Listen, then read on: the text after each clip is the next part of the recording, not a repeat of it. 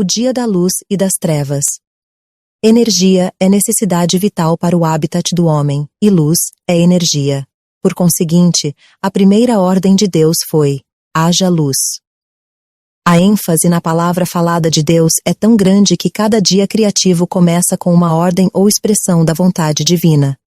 Em seguida, ocorre a execução da ordem e a declaração culminante: era bom ou equivalente. O dia das águas divididas. As águas foram separadas, e acima da terra havia uma expansão. A palavra expansão ou firmamento transmite a ideia de solidez. Contudo, a ênfase nessa palavra não está no material em si, mas no ato de expandir-se ou na condição de estar expandido. Por isso, a palavra expansão é muito apropriada. Em diversos lugares do Antigo Testamento, o ato de estender os céus é proeminente. A evidência de que Deus é o Criador acha-se no ato de estender e não no caráter do que foi formado.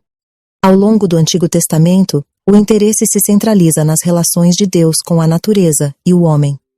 Deus é o Criador, e a partir desta declaração, o Antigo Testamento passa a mostrar que a natureza é uma criatura e uma ferramenta.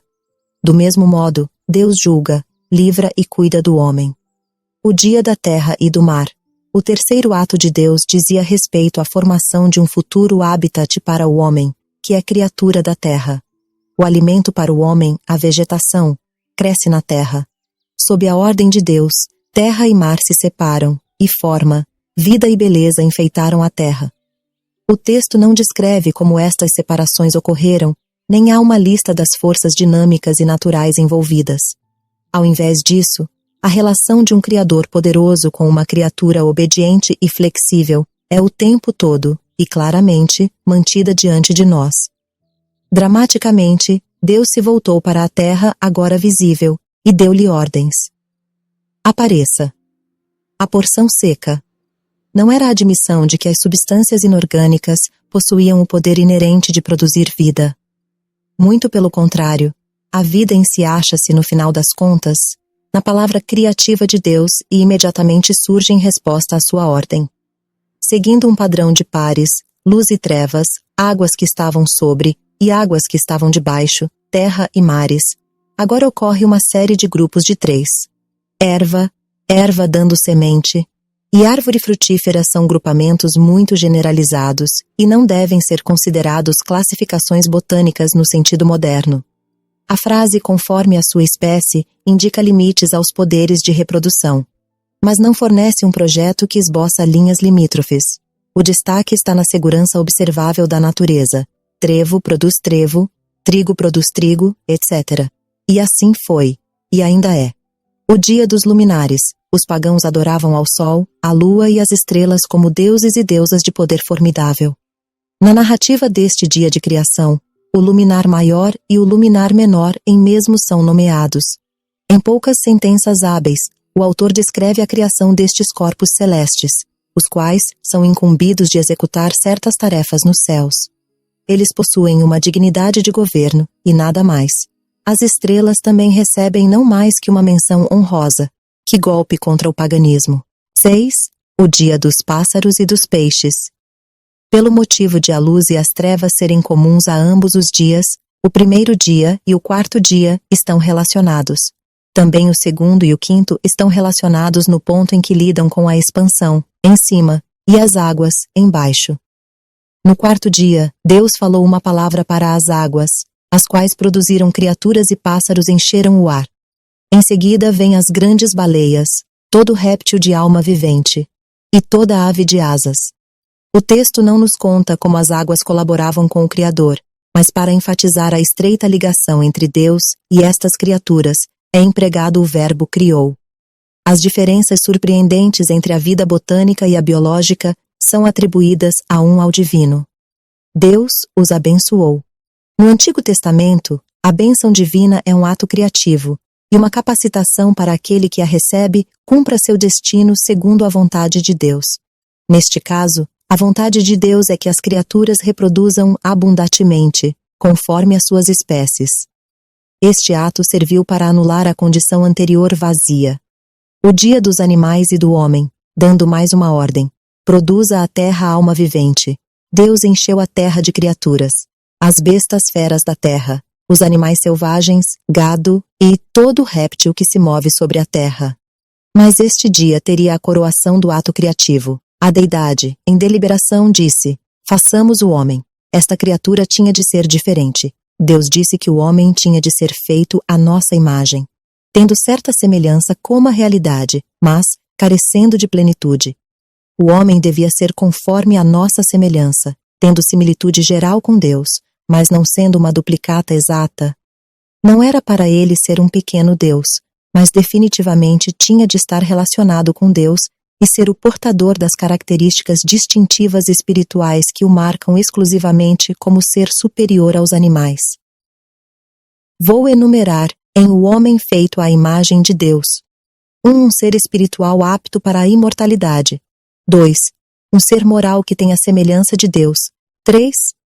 Um ser intelectual com a capacidade da razão e de governo. Uma das marcas da imagem de Deus foi ele ter dado ao homem o status e o poder de governante. O direito de o homem dominar ressalta o fato de que Deus o equipou para agir como governante. A aptidão para governar implica incapacidade intelectual adequada para argumentar, organizar, planejar e avaliar. A aptidão para governar implica incapacidade emocional adequada para desejar o mais alto bem-estar dos súditos, apreciar e honrar o que é bom, verdadeiro e bonito, repugnar e repudiar o que é cruel, falso e feio, ter profunda preocupação pelo bem, estar de toda a natureza e amar a Deus que o criou. A aptidão para governar implica incapacidade volitiva adequada para escolher fazer a toda hora o que é certo, obedecer ao mandamento de Deus indiscutivelmente e sem demora, entregar alegremente todos os poderes a Deus em adoração jovial e participar em uma comunhão saudável com a natureza e Deus. Deus criou o homem para ser uma pessoa que tivesse autoconsciência, autodeterminação e santidade interior.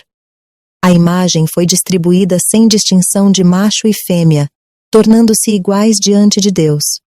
Como Deus abençoou o que previamente havia criado, assim Deus outra vez abençoou esta fase da sua obra. Incumbiu o homem com a responsabilidade de reproduzir-se e sujeitar a sua superintendência à terra e tudo o que nela havia. O ato de abençoar o gênero humano é de significado mais amplo que o de abençoar os animais. O homem é capaz de ter consciência dessa bênção e pode responder a ela.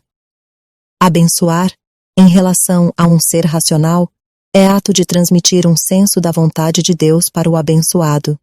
Isto é especialmente significativo para o homem, pois a ordem de procriar coloca a aprovação de Deus no ato de reprodução. Essencialmente, a relação homem-mulher na procriação é boa, está dentro da vontade de Deus e é básica para o bem-estar deles. No Antigo Testamento, há dois aspectos para o ato de conceder bênçãos. Da parte de Deus, há o ato de um ser superior concedendo favor a quem é dependente dele. Da parte do homem, há o retorno da gratidão ao doador de dons. Aspecto importante da bênção de Deus era a concessão de poder e habilidade para sujeitar e dominar os outros seres criados que habitam a terra. Mas era uma autoridade delegada, um governo subordinado, pelo qual o homem prestava contas a Deus. Presumimos que a responsabilidade de controlar a vida animal não acarreta o direito de abusar dela, caso contrário não teria sido bom. Deus concedeu ao homem o direito, de usar os frutos da vida vegetal para comida. Isto não lhe deu o privilégio de explorar a natureza, deixando para trás estrago e desolação. O cuidado apropriado dos frutos da vida vegetal tem necessariamente de acarretar o cultivo e a conservação dos recursos naturais. O fato de os animais, sujeitos ao controle do homem, também se alimentarem de plantas, toda a erva verde, destaca ainda mais a responsabilidade que pesa sobre o homem. Ele é responsável por controlar a natureza, de modo que a natureza supra as necessidades de todas as criaturas vivas, e não só as necessidades do homem. A morte de animais não é mencionada, embora não haja razão para presumir a ausência de morte animal antes da queda. O foco está na vida, na harmonia, na ordem e na aptidão de forma e função para o domicílio terrestre do homem. O dia do santo descanso, os primeiros 3 versículos deste capítulo, pertencem apropriadamente ao conteúdo do capítulo 1. visto que trata do sétimo dia na série da criação. Durante 6 dias, Deus esteve criando e formando a matéria inorgânica, as plantas, os animais e o homem. De certo modo, tudo isso ocupa e está relacionado com o espaço. O homem recebeu a ordem específica de sujeitar o que se encontrava no âmbito espacial. Deus inspecionou tudo e considerou muito bom. Ele concluiu tudo o que quis criar. Certos rabinos antigos ficaram aborrecidos porque pensaram ter visto aqui uma indicação de que Deus trabalhara no sábado. O rabino Rashi declarou que o que faltava para o mundo era descanso. E assim, o último ato de Deus foi a criação do sábado, no qual há quietude e repouso. Nos 10 mandamentos, a relação dos 6 dias de trabalho de Deus com as coisas materiais para um dia de descanso serve de base para a observância do homem de um dia de descanso. Este é o dia estabelecido por Deus e deve ocorrer regularmente. Outros dias importantes podem ser estabelecidos pelo homem e oscilar conforme as estações, mas este dia é independente das estações ou dos problemas de fixar uma data específica. Neste dia, a ordem de Deus para o homem conquistar a natureza é posta de lado, e o homem reconhece uma lei superior, na qual ele se entrega a Deus. No Salmo 85:11, a alusão de que Deus nega um descanso, um sábado, a quem desobedece. O escritor do livro de Hebreus se apropria desta sugestão para declarar que ainda resta um descanso sabático para o povo de Deus. Procuremos, pois, entrar naquele repouso. O sábado indicaria a cessação de atos de desobediência e a aceitação do governo de Deus sobre o ser interior. Ao contrário só sabato babilônico, no qual demônios perigosos perambulavam livremente, o sábado instituído aqui foi santificado por Deus.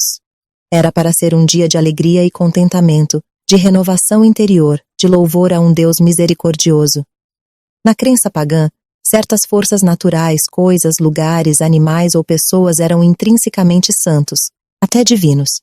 Mas em nenhuma parte desta história de criação, a santidade é atribuída a algo que venha da natureza. Tudo que Deus havia criado era muito bom, mas nada foi considerado santo. O primeiro item que foi declarado santo é a porção de tempo do sábado. Deus reservou o sábado para que nele o homem aprofundasse sua relação com seu Criador. Deus santificou o 7º dia da criação, estabelecendo com ele uma relação especial. Nos 10 mandamentos, o homem tem de santificar repetidamente o sábado, reconhecendo que ele tem uma relação especial com Deus.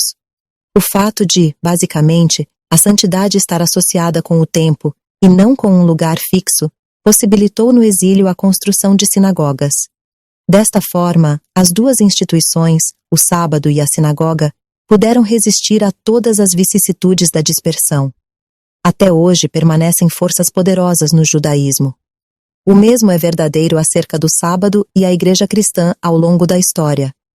A base do sábado foi trocada do evento da criação para o evento da ressurreição. Por conseguinte, o tempo foi mudado do sábado para o domingo. Contudo, o mesmo princípio subjacente persiste. 6 dias são dados para o domínio do homem sobre a natureza, mas o 7º dia é dia do Senhor.